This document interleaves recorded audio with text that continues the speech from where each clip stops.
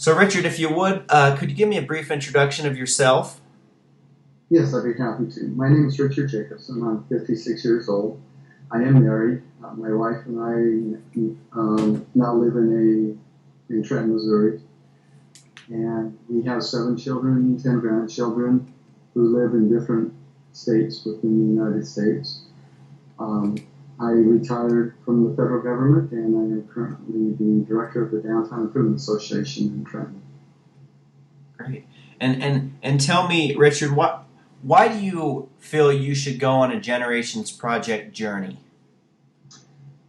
As a parent and as a young parent, I'm very aware that I made many mistakes with my children in parenting, and I think my expectations sometimes were a little bit higher than they probably should have been for my children as far as treating them as adults when they were children.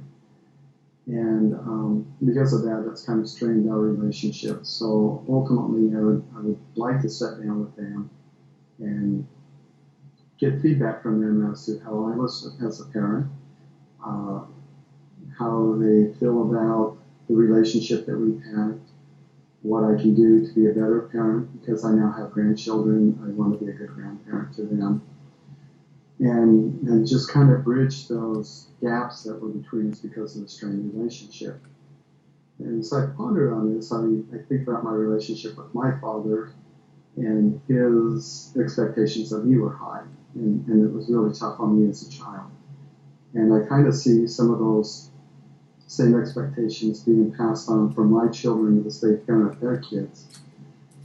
And so I just wonder if this has been kind of a history in my family. My grandfather immigrated from Denmark with some of his brothers, and yet some of his siblings stayed back in Denmark with the parents. And to my knowledge, with the exception of one, none of them have ever gone back or never went back to Denmark to visit their parents.